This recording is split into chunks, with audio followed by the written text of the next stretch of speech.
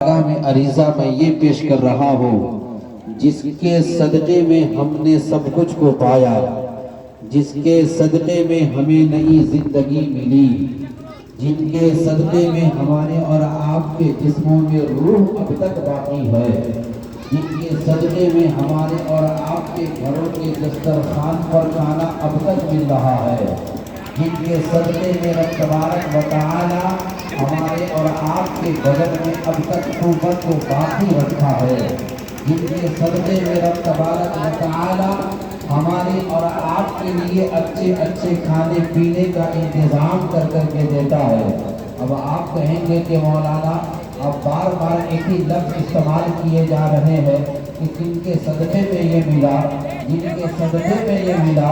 اسی کو آمنہ کا لال محمد رسول اللہ کہتے ہیں، اسی کو آمنہ کا لال سید الانبیاء کہتے ہیں، اسی کو آمنہ کا لال کعبے کے بدر الدجا کہتے ہیں، اسی کو آمنہ کا لال طیبہ کے شمس الضحیٰ کہتے ہیں، اسی کو آمنہ کا لال شافع روض سزا کہتے ہیں، اسی کو آمنہ کا لال دافع جملہ بلا کہتے ہیں۔ بلکہ ہم اور آپ اپنے ایمان کی حفاظت کرنے والے حضرت امام محمد رضا خان کی بارگاہ میں پہنچتے ہیں اور پہنچنے کے بعد کہتے ہیں، اور ایمان کی حفاظت کرنے والے امام آپ نے ہر جگہ پر رسول کی تعریف و توصیف کر کے بتایا ہے۔ کبھی رسول کے میلاد کی باری آئی تو آپ نے ایک لفظ میں سارے سوالوں کا جواب دے کر کے یہ بتا دیا ہے، ہوتے نہ تھے تو کچھ نہ تھا، ہوتے نہ ہو تو کچھ نہ ہو، جان ہے تو جہان کی، جان ہے تو جہان ہے، وہ کوئی دوبارہ پھر مسلمان ہو۔ آپ کہیں کہ ہمارے جسم میں روح ہے، یہ جان باقی ہے، ہمارے جسم میں روح چل رہی ہے، ہماری جان باقی ہے، لیکن اس جان کو چلتا کس کا ملا ہے؟ اس جان کے اندر جان آئی تو کہاں سے آئی ہے؟ اس جان میں محبتیں آئی تو کہاں سے آئی ہے؟ اس جان میں بولنے کی طاقت آئی تو کہاں سے آئی ہے؟ اس جان کے اندر ہمارے اور آپ کے اندر چلنے پھرنے کی طاقت آئی تو کہاں سے آئی ہے؟ تو ایک زبان میں پڑھنے کے امام کی زبانی میں ہمیں اور آپ کو پھر بولنا پڑے گا، اے امام احمد رضا آپ نے یہ کہہ دیا ہے ہوتے نہ تھے تو کچھ نہ تھا، آپ دوسری جگہ پہ کیا اعلان فرماتے ہیں؟ ہمارے اور آپ کے امام کہتے ہیں اللہ کی سزا بقدر شان ہے انسان کی امتیاز وہ امتیاز ہے وہ آپ کو ایمان بتاتا ہے، ایمان یہ کہتا ہے میری جان ہے، اے مسلمانوں کو دعا کے مسلمان ہو، اپنے دل میں رسول کی محبت بساؤ، اپنے عقیدے کو پڑھنے کو،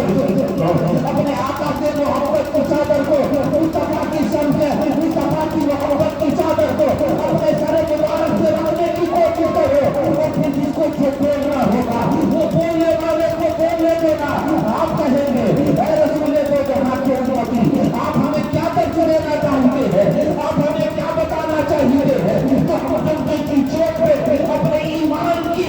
جوانی ان کی زبان میں جو بولتے نظر آئیں گے، یہ مسلمانوں ہم سے پوچھ رہے ہو یہ زمین کس کے کرتے میں ہے، یہ کائنات کس کے کرتے میں ہے، کس کے کرتے میں ہے، یہ جان کس کے کرتے میں ہے؟ تو ہمیں یہ کہنا پڑے گا یا رسول اللہ زمینوں کا تمہارے لیے، مکینوں کا تمہارے لیے، تمہارے لیے، بدن میں حجا تمہارے لیے، ہمارے یہاں تمہارے لیے، اٹھے بھی وہاں تمہارے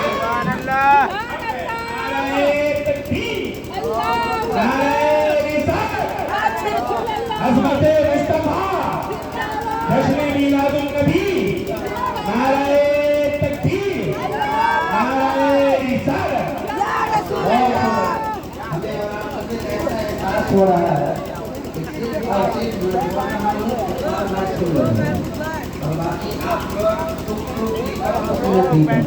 اللہ نے آنکھ دی ہے، بس آپ لوگ باتوں کو سنیے اور سمجھیے، پہلے ہمیں اور آپ کو اپنے عقیدے کو درست کرنا پڑے گا۔ اگر ہمارا عقیدہ صحیح ہوگا تبھی جا کر کے ہمارا اور آپ کا معاملہ اچھا ہوگا۔ سارے لوگ جانتے ہیں اور پیارے شریعت مجھے بتاتی ہے کہ اللہ کے مجھے ایک آئینہ بنا کر کے دیتا ہے، اور آئینے کا کام یہ ہوتا ہے کہ اس کے سامنے جیسا آئے گا اس کو ویسا ہی دکھائی دے گا۔ آپ اپنے رسول سے جتنی محبت کریں گے اور اس محبت کے صدقے میں پھر رب کی عبادت کریں گے تو اللہ پھر عبادت میں کی ہوئی غلطیوں کو معاف کرے گا اور یہ بتائے گا پروردگار عالم کہ تو نے میری اطاعت کی ہے تو اس اطاعت خدا میں پہلے اطاعت رسول کو ادا کیا ہے، اور جس رسول کی اطاعت کو تو نے ادا کرتے ہوئے میری عبادت کی ہے، اللہ تیری ہر عبادتوں کو قبول کرتا رہا۔ آپ تمہاری حضرات کو میں ایک بات اور بات بتا دینے کی یہ کوشش کرتا ہوں۔